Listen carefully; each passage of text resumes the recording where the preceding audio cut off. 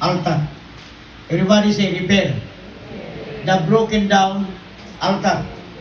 Kano sa ni naitabo mga kaigsunan, ang istorya ni may tungod sa altar nasa 1 Kings chapter 18. Now, basahon na to isa-isa ta. Go, pagibasa. Then I just said unto all the people, come here unto me, and all the people came near and here, and he repaired the altar of the Lord That was broken down.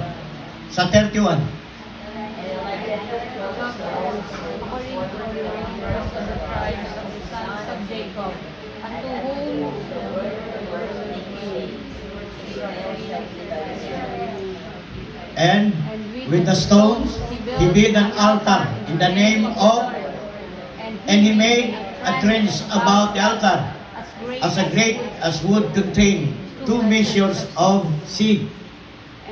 And he put the wood in order, and cut the bullocks in pieces, and laid him on the wood, and said, fill 4 barrels with water, and pour it on the burnt sacrifice and on the wood. 34. And he said, do it the second time. And the second time.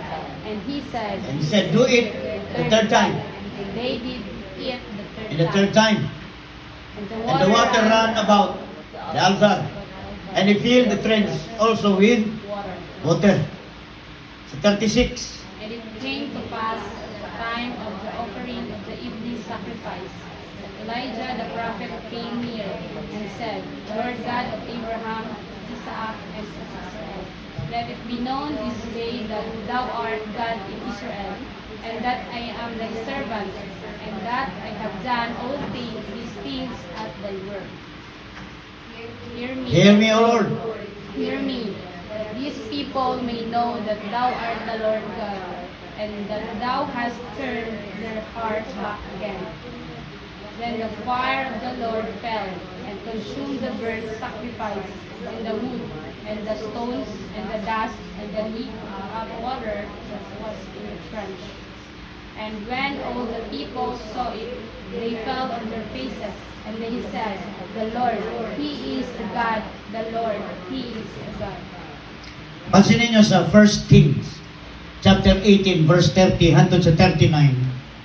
Ang pagtuod during those time ni Elijah, wa na nabilin nga prophet, gipapatay na ni King or Queen Jezebel.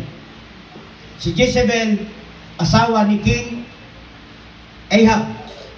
King Ahab, siya ang king sa Israel, the most evil king nga naghari sa Israel, si King Ahab. Gitugutan niya nga mga katawan mu-worship kay Baal. Kini siya dala nga Diyosan ni Jezebel. So ato mahinumduman si Elijah, kung basahon na to ang 1 King. Sa 1 King chapter 17, mabasa na to ang history, gi-commission sa Diyos nga iyahang i-rebuild ang altar. Sa panahon ni King Ahab, naa sa 4 through 5 million ang population sa Israel. Tanan to sila ni Simba kay Baal. Kaya naman, order sa king. So pila lay nabilin? Almost 7,000 ra ang bilin na righteous during those time. Now, kini nga time, nabahin na ang Israel. Na-divide into 2. Duha lang nabilin sa Israel karon, antod karon. Usa ka tribe ang nabilin sa Israel. Dati 12. 12 ang sakop sa Israel, country. 12 tribes. But because si Solomon nakasala, na-divide ang kingdom into 12. Nagbahin-bahin, 12. Karon ang nabilin sa Israel, pila na lang ka tribe? Kabalo mo, pila ka tribe ang Israel? Karon? Duha na lang. The tribe of Judah and the tribe of Benjamin. Let us pray. Father God in heaven, salamat Lord sa imong mensahe. We ask the Holy Spirit to move right now to understand ang mong message. We curse the spirit of dullness in our minds in Jesus' name. Allow, Lord God, nga mong masabtan ang imong katuyuan sa mong kinabuhi. In Jesus' mighty name we pray. Amen and amen. Nganong allied ang Israel o Amerika? Ang Amerika, gikan siya sa tribe of Benjamin. He is the king of the north. America is tribe of Benjamin. They are brothers sa flesh kay Jacob of Israel. Sa time nga gihagit ni Elijah tanang propeta ni Jezebel. Iyon niya adto ta sa land of Carmel, Mount Carmel. Sa Mount Carmel sila ni adto, which is dito gitbutang sa mga Israelites ang ilang artal sa Mount Carmel. Ang Mount Carmel is a place kini ang green. Nagya mga daghan tanom. Diha po na source sa tubig. Muna na ay Mount Carmel sa Bansalan. Bansalan ba na o makilala? O sa taas na ay Mount Carmel. Gibuan nila Mount Carmel, gibase nila na diha sa Book of Elijah. Tungod kay nabungkag ang Israel into two, mao na yan itabo karon si Elijah kung sa gibo niya. Gi-challenge niya ang mga prophet ni Jezebel, then gidala niya ang mga pipila ng mga Hudyo.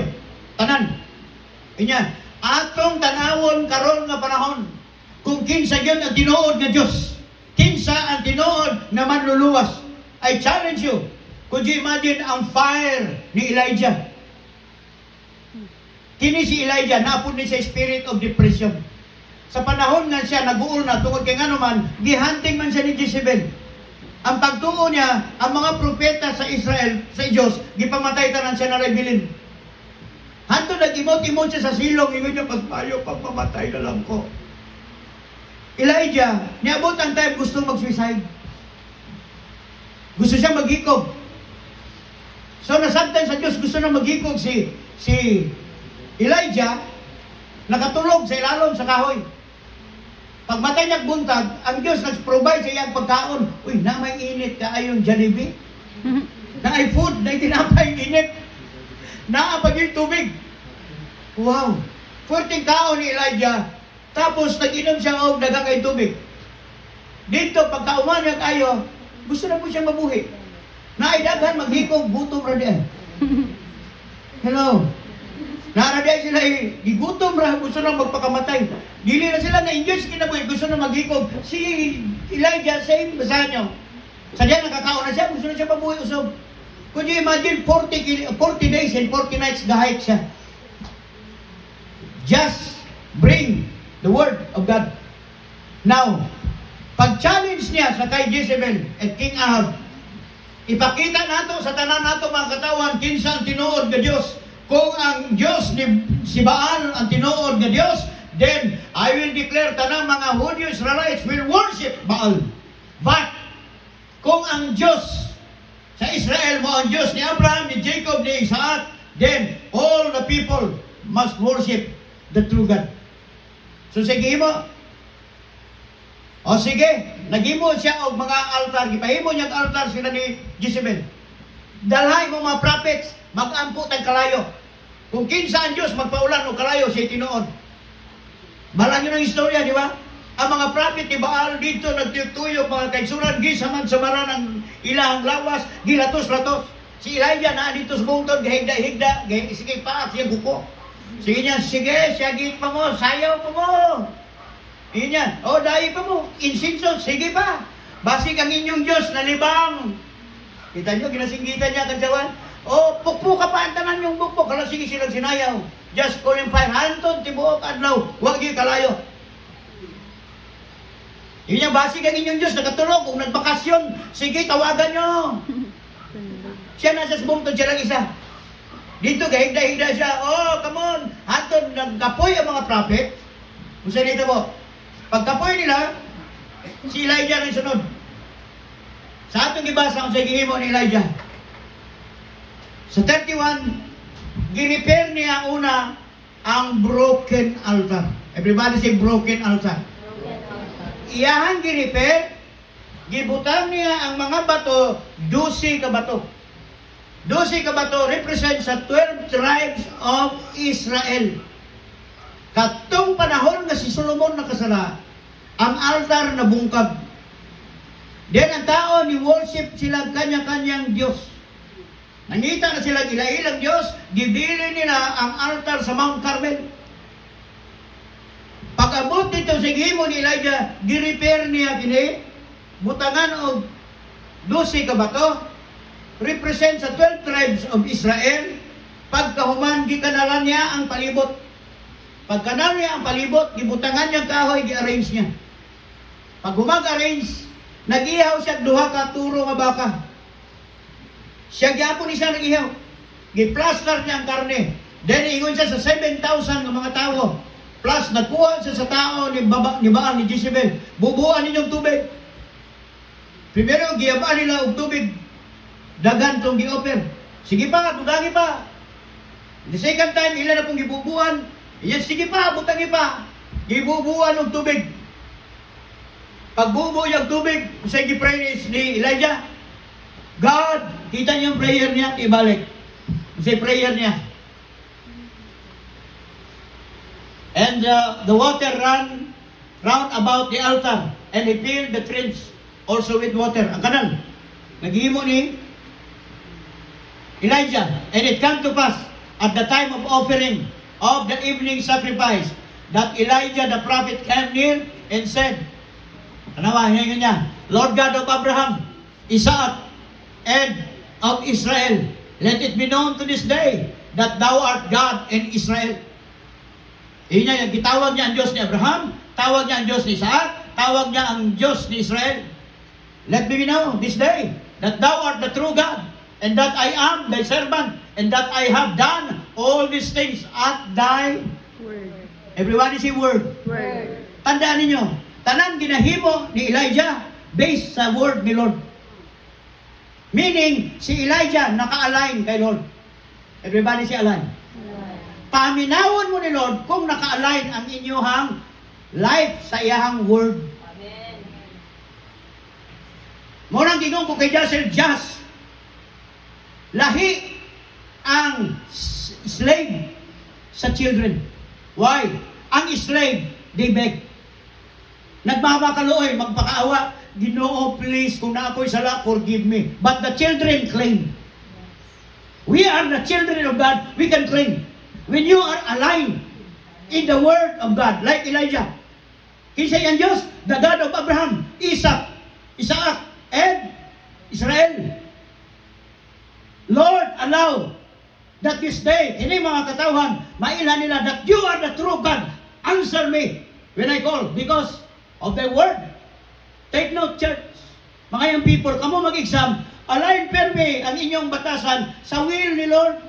Bumitaw mag-pray si Lord, thy will be done according to His will, not your will. Muna, kung puros yung will, puros mo yung unta, Lord, imo kong i-bless. Why? You are slave. You are not children. Ignorance bring you down. Muna, wala mo kabalo. You are the children of God. Muna, sige taghangyo sa Diyos. Ang inyong prayer, nothing happen. Kada Merkulis, gitapo lang mo at prayer meeting. Why? Your prayer, wala ginapaminaw ni Lord. Because wala ta naka-align kay Lord. We must align. Why? God will answer your prayer if you are in His path, in His way. Ganyan sa akong program sa radyo, Psalm 37, verses 1, 2, 3, 4. Usay gingon to, delight thyself also in, He shall give thee the desire of your Heart. Kita niyo itong delight. Meaning to say, naa ka nalipay sa iyang word, pag musimang ka sa iyang word, dili yun matubag imong prayer. Muna si Lord, permit ingon sa inyo, come on, align yourself, align. Sundalan ninyo kung pulong, you will be successful. Si Moises, iyang friend. Si Moises, ang amigo sa Diyos, siya nakakita sa likod sa Diyos. And yet, si Moises, wala kaabot sa land of promise. Why? He disobeyed God. When you disobey God, bisan friend ka pa ni Lord, di yung kakaabot if musimang ka. Everybody say simang. Simang. Daghan tayong tao nagsimang. They thought ang pagsimba nato is maulay makadala nato nga we are religious. No, you must be aligned. Look si Elijah, inya, I have done all these things at thy word. Dili ni sarili lang niyang desisyon. Hear me, O Lord, hear me, that these people may know that thou art the Lord God, and that thou hast turned their heart back again. Now, then the fire of the Lord filled and consumed the burnt sacrifice, and the wood, and the stones, and the dust, and licked up the water that was in the trench. Naapil o kasunog. Could you imagine the power of God? Nganong tubig ang ipabutang ni Elijah, dili gasolina. Why? So that ang power ni Lord, makita yun sa tanan, nga misan tubig, kayang pasigahon ni Lord. Hello? Amen. Water, kayang pasigahon. Ang kanal dito ni Subay, ang tubig, and people of God, pagkakita, they bow down. And when all the people saw it, they fell on their faces. And they said, the Lord God, He is the God. The Lord, He is the God. Say amen. Kabalo mo sa yung word, Lord, kita ninyo ang mga Lord, they said, the Lord. Nganong big letter? Ang Lord, big letter. Kini, address. Ang Lord nga makita niyo big letter, meaning owner. Everybody say owner. Siya ang tag-iya sa tanan. Mo bitaw makakita mo balay na ay ko andra boarding house. Isa inyong pagkitaon una. Lord. Landlord. Nga naman, siya mo yung ipagkatiwala, kana lang ang area. Pag mutabok na, lahi na pong landlord. Pag muato ka na po sa lahi mga cities, muato ka sa subdivision, kisa na po yung pangitaon sa subdivision. Ang presidente sa asosasyon. Meaning, siya ang kiintrasan diya, siya ang kisaligan diya. So, kining Lord, He is the owner. Meaning, tag-iya sa tanan, sa kalayo, sa tanang resources, gigamit mo, si Lord lang ang tag-iya niining tanang. Sige, amen. Then, people came. Nibalik sila, ni-turn sila. Nakaingon si Queen Jezebel o si King Ahab, truly, the God of Israel is the true God. Nga naman, kita nila, tubig ang gibubo. Gibutan nila sa kanang tubig, why gigamit pusporo, wala ni gamit magic si Elijah. It is fire fell from heaven and consumed the altar. Then what happened, church? People realize that the God of Israel is the real God. Ikson, walay country pwede muluwas na to ron. This is the sad story. Tungod kay nga naman, nag-meeting ang mga China and Iran, Russia, including South Korea, ang ilahang mga allied countries. Kundili buhian ni Trump ang president sa Venezuela. Sulungon sa China ang Thailand and Philippines. Tandaan niyo, Russia, tumuban na kalaban niya ang NATO. Korea, some part sa Middle East, lahat yun. Dramang start ang Third World War. Kanya-kanyang gera. May makaya tas China. Pila ang US embassy or military camp sa Amerika sa Pilipinas. Dagan. Muna sa una si Duterte, di niya gusto na ay base militar sa Pilipinas. Why? Pag di-atake kas kalaban sa Amerika, bumbahan nila ang tanan alay. Now, kung nakabutan sa Pilipinas, what will happen? Moto ang mag-iingon. Nag-meeting sa Boracay. Hinduman mo tumang. Natas Boracay. Nag-meeting ang mga negosyante dito. Nagapamilya humi. Kung sa'yo ginamitingan. Mga Chinese businessman. Son, prepare. Even Sir Buyek, mga anak. Saan nila ilagay ang kailang investment? Ilang kwarta? Tungod nga naman, China will conquer Philippines 3 years from now. Could you imagine, kato ilahang ginamitingan, kalau sa lamin nato dito, nagapaminaw mis mga chismis, o marites may atong mga negosyante, nagtapok sila dito. Kabalo mo sila ginamitingan, paano nila itago ang ilahang mga properties? Kaya atakihon sa China. There was an intelligence. Paano may tabo ni? Now it happened. Kung ang personal interest sa China, kwao ng Pilipinas, kabalawa pila ka milyon ang ilahang militar, na sila ay 2 milyon. Pilipinas, 146 o 47,000 lang ang AFP, ang Armed Forces of the Philippines, including Marines, Police, Militar. 147,000. Eh, ang China, 2 million. Busdakan ang gagawa ng 100,000 sa Luzon, 100,000 Visayas, 100,000 Mindanao. Kung saan mo kay 147 na ta? May mahimo ng imuhang balas hulin? O gakang ni mga pistola? What time mahimo sila? 100,000 lang ibutang Las Luzon, Visayas. Mo ni ang ato ang ginatanaw, di nato ni makaya. Mo ni nga nung ga-prepare ko ga-pray, Lord, we cannot question your wisdom kung kini may tabo. But time ni Elijah, we have seen the power of God. Naglihok ang power ni Lord. But usi ang gihimo? He restored the altar. Everybody say restore. Restore. Gusto niyo ma-restore in your life? Restore your altar. I-repair ang inyong altar nga guba. Paano maguba ang inyong altar? Wala mo kabalo, asa mo musandig sa panahon na ay trouble. People does not know. Itong niabot si Queen Jezebel, the wicked queen sa Israel, ang tanang tao, niuuna lang. Why? Control niya ang ekonomiya. Control niya ang ilahang finances. Control nila ang ilahang panginabuhian. Kung usang isulti ni Queen, wala mahimo si King Ahab kay utro po siya. He was the evil king. Asa gitira ang mga Israelite nganong ni worship sa mga Diyos-Diyosan o sa Baal through financial. Nagtaas ang inflation rate, nagtaas ang ilang taxation, people na pobre.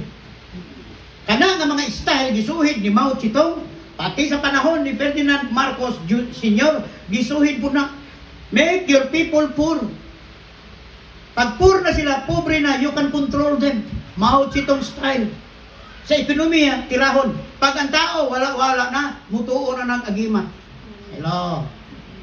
Mutuo na ng anting-anting. Mawala nilang trust kay God. Only Elijah, naapay 7,000 na mga propeta o mga katawan sa Diyos, nga wala yun bisimba. And naapay mga propeta nga nagtago.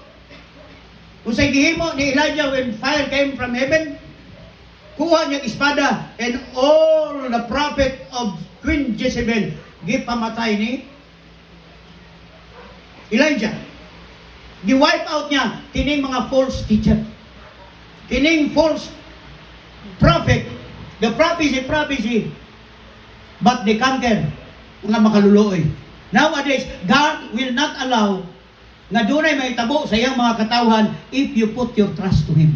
Say amen. Way mahimo ang Iran, way mahimo ang China, kanay ilang armas nila in the name of God. What nay mahimo if God is with us?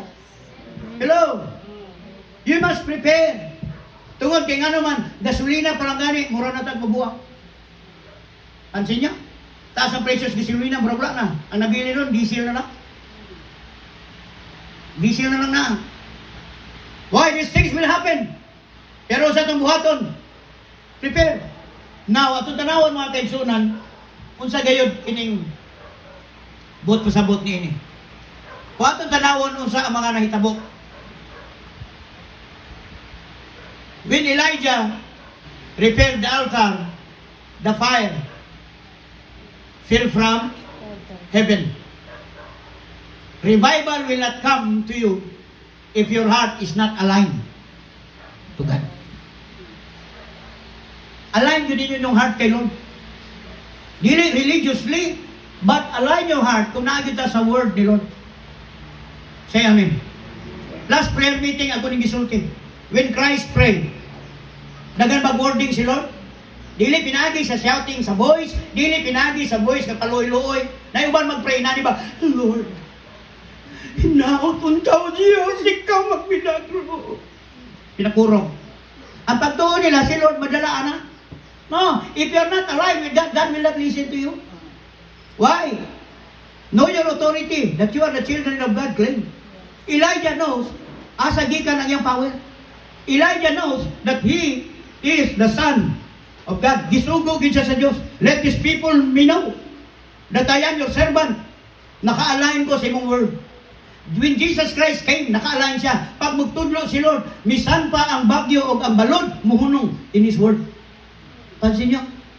Kung ang bagyo ang balod mapahunong ni Christ, how much more ang mga espiritu o utok ni ining mga leaders walay gihimo kundi gera. We can move mountains if we are aligned in God. Amen. Put your trust to God.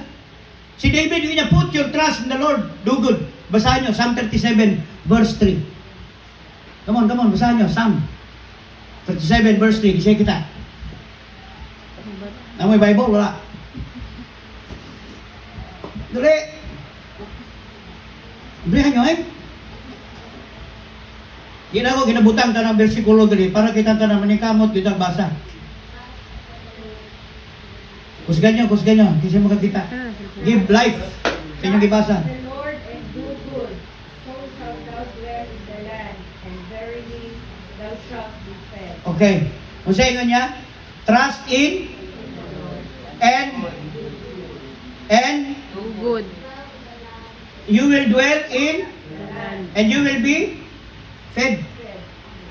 Kung tanawan mo si David, ang susi di ay para ka magdugay sa earth is to trust God and do good. Everybody say, do good. Tanawin mo tao, tubangan mo, do good. Muna ang makapadugay sa imo diri sa earth and you will be fed. You will be fed. Una-una, trust the Lord. Why? Kay siya ang source. Source sa tanan, panalangin. Mao ni ang istorya nato ato ang gitan-aw mga kaigsunan, mapalong na ginigi. Balik. Usa ni pagbalik. Palong. Bato ang tanawon mga kaigsunan, ang mga mensahe nga ito ang dapat natong pagatunan. Yara. Ang context ni ini,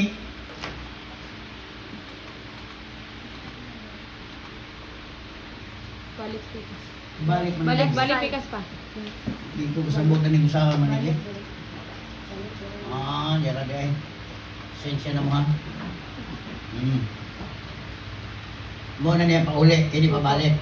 Okay, malun ako. Bright na pala. Balik. Ang context, Elijah acted to turn the hearts of the people back to God after they had followed Baal. Unsa ang concept ni Elijah? Sa iyang ministry, mao ni iyang plano nga ang tao mobalik og salig sa Dios. Dili kay Baal. Paano nag-perform ang miracle si Elijah? Through fire. Una, gi-repair niya ang altar.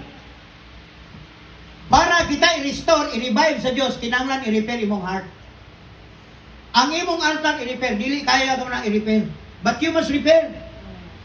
Pinagi sa tabang ni Ginoong Jesucristo, Christ came to restore. Pansin ninyo sa gihimo ni Elijah. Elijah restore the altar. Christ came to restore also the altar sa ato ang heart, sa atong kasing-kasing. Muning anong ato ang tanawon mga kaigsunan, kining 12 stones to rebuild the altar in the name of the Lord. Kay gisaan sa Dios sa 12 tribes of Israel, I will be with you till the ends of the earth. Dili ta mo pasagdan. Pag mag-take mo exam, mag-take mo ugbon, ayaw mo ginang, di ko katuo ba makapasa ko? Mao ni common the pray, kanyo wala man di ka katuo. When you pray, believe. Hello. Pag naamoy gusto ka nung tuig yun ninyo, nakaramaan ko nyo. Para sa mga tao, yun niya, Lord, I claim na kinimuhang pulong matuman. Sige, sa tanaw sa bintana na may bukid. Abri niya. Nagkanang bukid, babalhin sa dagat, sumana sa mga pulong. Sarabi niya. Babalhin ang bukid. Pag abri niya, nakapamangyo. Pare na po sarado niya, Lord, ka na nga bukid, ako din si mong word, na may pagto, sama si Jesus Mustaza, say to that mountain, muantos bukid, muanto gina.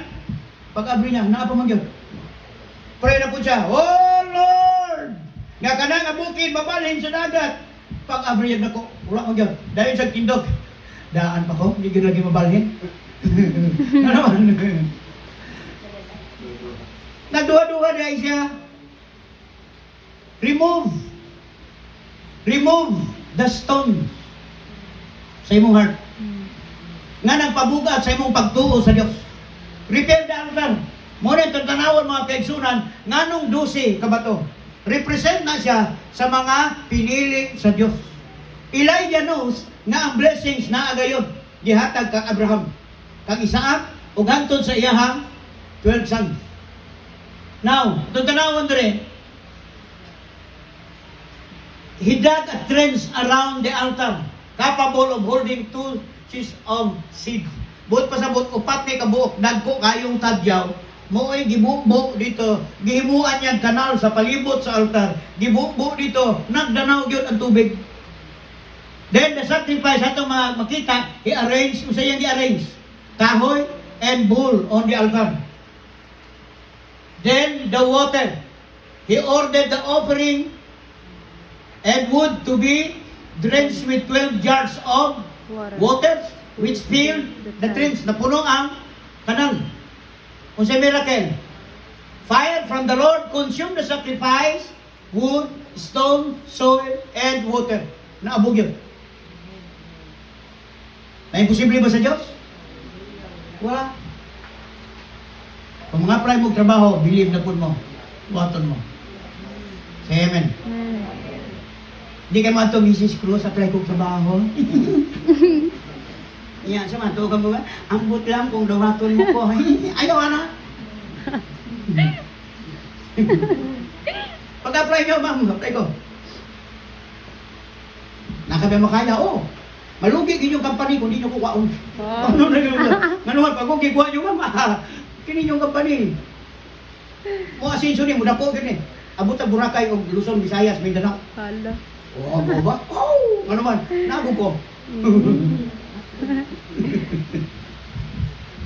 Apply kong radio sa unas Dixie Muay, 30 pinang-apply. Ano mga manager sa nag-interview? Kung anong apply mo kadri? At kay kabalo ko ma'am, kinanglan ko ninyo, kinanglan yung reporter. Kabalo ko ang balita. O tanan ma'am, isa ikaw, himuan ito balita. Kaya lang ko balita. Tanan. Pinago. Yan. Paano kung di ka na mo kwaon? Lupig yun mo, kamato ko sa istasyon, sarado yun mo. Si para ka mo giro. Ikaw yaba kay kasi nga. Giruhan ni mo. Ay, kailangan diri ka na. Sa 30 me, ako ra isa, ang 29 wa kasulod. Gitanaw ko sa uban, og yung sa daw nako pagpakaon. You must believe, kung nisulod ka na diha, mahimo mo imong trabaho. Say amen. Amen. Nay uban gidawat na ganis trabaho, mo na maputbol mo kayo ngano man balas stapler iuli. Mga ballpen, mga wala. Mingo naman dito itong naa pagka-drink, kumpleto niya mong lapis o ballpen o stapler. Pag abot mo, pati ba naman itong butangan ng tamtax na wala, ma? Yan na CCTV. Sakpan ka dito. Isa-asa ka mo ato, kung di ka mo himog good, wala yun ka, di yun ka kataon. Muna gingon ni David, do good, so that you will be dwell in the land. Kung asa ka nag-apply, magpabilin ka, mapromote din ka dito because nagahimo kang maayo. Hello? Oh, you shall be fed. Mapakaon ka. Nakita ni David sa secret, not because he's the king. Ang king nasa iya tanan, pagpakpak niya, kabalon siya kung siya ituyo. Maabot yung gusto niyo, kung siya may paluto niyo, lutuin ko o kanang roasted ostrich. Oh, di ba kayo, ostrich. Kung sa pag yun, lutuin ko o kanang hamonadong rililyenong kuan, baboy damo. Tanan na. Anything kauno niya na. Bulawan gold na. Musicians, the best singer, entertainment na si King David. Pero nganong di siya malipay na ng butanga, nganong muduol pagyapon sa presensya sa Dios. Tungod kay ngano man, in the presence of the Lord there is fullness of joy. Amen. Siya mismo nagsulti. The best things nga pinakaadtuan nimong David nga happy ka, full of joy, ingon niya in the presence of the Lord. Nasabtan niya nga ang kabtangan o ang bahandi di ay maangkon man nimo kung wala ang presensya sa Diyos, useless. Why was secret niya? delight thyself in the Lord, and He shall give thee the desires of your Heart. heart. Hmm? Naamoy desire. Say amen. Naamoy pangandoy sa kinabuhi. Nakita na ni Lord sa inyong need. Sayang na. Muna yun, naghingyo nga si Lord nga, Lord, i-bless sa good ko, nangandoy kong balay, Ginoo, ginaan niya. Kuyo tayo nani. Kabalo si Lord sa imong need. Naigham-igham ka pa lang, kabalo na siya. Mumitaw ni Christ, do not worry what you eat, what you drink. Mauni ginapangayo sa mga dili mo, sa mga pagans, mauni pirming ginabukod. Kung nagigiingon ni Aldong, Paso, paano ka tamudagan? Kung simple man lang, ngita ang tagtaong bayaran nato diya kanang buta-buta ba, pabuta-buta nya pabungol video ni Gia o ni Jase. Nya atong milagruhan, ora nya kalakaw dayon. Sigurado gyud pagkaugma ni na agi pagpatambang nat. Tapos atong waon si Ding, ato ang himuon siyang bakol. Stroke. Puro laway. Ato paampuan ni Brad Binoy, nya maayo tugon ayo ko. Sunod semana puno na ta. Pansin nyo, tuwag ka nga naman, mo man after sa tao, milagro. Muna yun ni Christ, do not worry. Why? What you eat, what you drink. Your Father in heaven knows what you need. Kabalo si Lord, sa imong need. Pero, ihatag na na ni Lord kung naka-inline ta perme sa iyang word. Kabalo mo nga nun, si Lord may siya, ayaw nagbuhata rin, ayaw rin, ayaw. Ayaw bliko sa kaliwa rin. Nga naman, ayaw na hindi ayaw. Manuan, na ibang nga diyan, mahulog ka, pag nataga ka, tagag, Lord help me, giing ng pag-ayog ko. Inya straight lang. Sunda lang akong pulong. Why? Sa unahan na blessing. Usahay mamili, magutag shortcut. Ingon na sila, dyan ang ating, ano man, mas dangerous dito. Sa Israelites, paggawas nila sa Egypt, dili sila gibutan sa wilderness. Ngano sa wilderness sila giagi? Padulong sa Kanaan. Ang Kanaan, mauna karon ang northern part sa Palestine.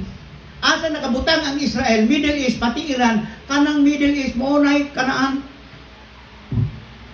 Wala sila gipaagi sa shortcut, diri sa pikas taas, sa tumoy, kung napatay mapa, makita nato sa taas, dito unta mo abot, doon ra kaayo ang land of promise. Pero wala sila gipaagi dito, kaya naay mga Palestinians, daghang mga giants. Daghang mga higante, daghang tao, mga warrior, gisbutang sila sa wilderness. Nganong diri sila gipaagi, 40 days lang mo maglakaw. Padulong sa Israel. Magsakay kag eroplano from Israel to Egypt, mo pala paglingkod mo, pagbutang nimo og seatbelt, naana ka sa Egypt, 20 minutes naana ka. Pero tinaday duula. Pero kung lakon mo, 40 days and 40 nights. Ngano wala sila gipaagi sa bukid? Because ang Israelites, dili pa prepare, dili sila andam for war. Pag makita nila ang mga higante ni like Goliath ug uban pa nga mga warriors, manervyos sila kay wala sila na train sa war battle. Wala sila na train. Gibutang sila sa wilderness nga nagsalig sa Dios for 40 years puros milagro. Naganabag, Lord, yayay ko, kitnipon, Lord. Muna pirmi hilahan, batasan. Kanunay magyango sa Diyos for 40 years, nasalig pirmis milagro sa Diyos. Pero kay palangga sila sa Diyos, sige lang, God provides everything. Gibibi-bibi sila sa Ginoo. Pero ang sayop nila, di sila musunod sa pulong sa Diyos. Moingon ang Diyos kanila, ayaw mo o kuha o daghan pagkaon, kaon lang mo para karon kay ugma, tagaan na punta mo lain. Di yun magpatuo, mag-ipon din sila daghan, manguha yun sila para ugma. Mamaho ilang balay. Mingon ang Lord, Joshua, Moses, kini mga tawana, gahay ulo. They would listen. Very stubborn sila. So sila, ang mga Israelites, padulong sila sa land of promise. Bago sila makaabot dito, i-train sa ni Lord ang ilang kasing-kasing. Hello? Restore, repair the altar. Na naman, ang land of promise flowing with milk and honey, dito buhian na sila sa Ginoo, tagaan na sila sa Dios og independence. Kamo na mo supply. Ang pagtuo sa uban, pag-abot nila sa land of promise, naa gihapon mo provide ang Dios og tubig, mo provide gihapon ang Dios pagkaon sa ila, no? Pag-abot sa Joshua generation sa land of promise sa gihimo, sila mo'y gipakut-kot og atabay. Sila mo'y gipakultivate sa yuta. Sila mo'y patamnan, sila nagtanom, naghimo og ilahang building, sila na mismo mo'y nagtrabaho. What does it mean, church? Sa land of, sa wilderness journey, si Lord ang nag-provide. Tungna sila sa wilderness. Milagro, tanan protection, si Lord. Pag-abot sa land of promise, gitanggal sa Diyos ang protection, di-allow niyang Israelites, kamunang sa trabaho. Para musalin sila sa Diyos. You must repair the broken altar. Hinay-hinay mo magsalig sa Ginoo. And no, kung unsa ngayon ang gihimo ni Lord para sa atong kinabuhi. God restores everything kung siya nawala sa ato. Say amen. Amen. Kabalo mo siya gi-restore ni Jesus? Gi-restore niya ang ownership. Everybody say ownership. Ownership. Sa umpisa, muna kong ginagawa, Genesis 1, we are perfect. But Genesis 3, nahimo na ta makasasala. Nahimo na ta, nabuhi na ta sa atong paningkamot. Muna dagat scammer. Kaya nga naman, ang mga tapulan, di na mo trabaho. Salig lang nagyangungo. Sige lang pagmalimos. Pero ang tinoon na anak sa Diyos, when God will restore to you, you will claim what is belongs to you. Claim nyo. Say amen. Amen. I will kahadlok. I will not fear what man can do to me. For thou art with me, O Lord. Sa ingon ni David, kung na may kalaban ako 10,000 to my right and 10,000 to my left, I will not fear. Why? Because thou art with me. Amen. Say amen. Amen. May missile man malupad sa Gaza. I know God prepared our heart. Atong yuta dari motorok bisag ukra lang isabog nimo ng kalabasa sa yuta, motorok ra sa iya. Pansin niyo sa way dilib-dilib. Ilabas basura ng lisong kalabasa. Turok. Iyon na atong kalan atong yuta kaperte. Hadlok man mo, kung nanom lang dito kamote. Balik kas nangagi kung ay gasolina dihay. Kini ron mo prayer meeting ta ang tagamuntay di nakaabot dire. Yan naman magkarusa ta karabaw ta sa adto tag Bible study tas baryo 5 start tag hike og alas 5 buntag kay ang ato ang Bible study alas 3 hapon. Kay why? Mubalik ang panahon nga 1 to 1 3 na ta. Pero di ta mahadlok because God is with us, God will make a way. Matapos ang ginang tandaan na to kung sa plano sa Ginoo, mo na ang miracle nga gihimo sa Dios sa kinabuhi sa matag usa. The result, the people declare, the Lord, He is God. Everybody say He is God. He is God. Jesus Christ He is God. Siya ang unang nag-repair sa ato ang guba nga altar. So that the fire, which is the Holy Spirit, magpuyo sa atong heart. Ang importante sa ato ang fireman. Nga nung uban di ganahan mag-adtog simbahan. Nga nung uban dili ganahan, maluya sila magbasa sa Biblia. Because there is no fire. Kining fire mga kaigsunan mo mo consume sa tanang butang sa atong kinabuhi. Na may tubig, kabugnaw sa imong kinabuhi, but the Holy Spirit will ignite the fire within you. Kaya sunugon sa Holy Spirit, i-ignite niya ang fire. Muna ang resulta mga kaigsunan, kung i-repair na to ang broken altar. Revival will not come to you kung hindi ka ma-align. Everybody say, i-align ko Lord. I-align the Lord. Gusto mo mong may-align ka karong Sunday? Gusto niyo maging happy yung Sunday? Sa Diyos na kita masalig. Amen? Amen. Mahuman yung mensahe ni, paglagaw ninyo, pagbiyahe, Lord, thank you, thank you. Mabayaran na mo mong utang. I declare, Lord, ako imong anak, mabayaran ta ng utang. Ngayon ko na ito mo pikas, o niya na kay kwarta. Bago ko dyan, tanaw ko sa pikas ay meron. Lagi wala kita kwarta. Hindi sa trust the Lord. Kaya, wagi kay kwarta.